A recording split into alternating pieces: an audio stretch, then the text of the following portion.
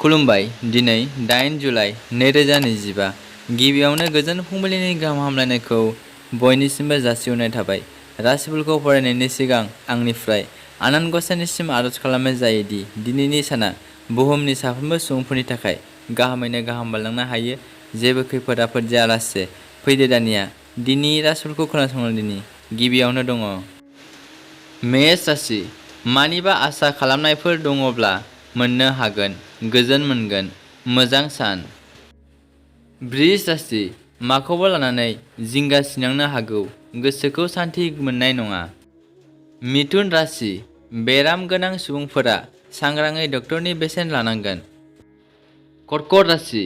महर मुस्रि थानाया गोमालांनो हागौ, देहाखौ सांग्राङै लाखि, गोसोखौ सान्थि मोननाय नङा।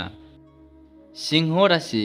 जेखि जाया साननाय हनाय गासैबो फेलें थांनो हागौ, मोजां खामानियाव आगान होनो नाङा। कन्या राशि। जेखियानो जाया शुभ खामानिखौ मावनो हागोन, साननाया जाफुंनो हागौ, मोजां सान। तुला राशि। फालांगियारि मावग्रानि थाखाय गाहाम सान, मुलाम्फा मोननो हागोन, मोजां मोनगोन। वृश्चिक राशि। दिनैनि सानाव सुखुखौ मोनदांनो हागोन, नखराव रंजानाय फैनो हागोन। धनु राशि। मानिबा दायाव सोरजोंबाफोर सोमोन्दो गावस्रालायनाय जानो हागौ, गोसोखौ हमथा।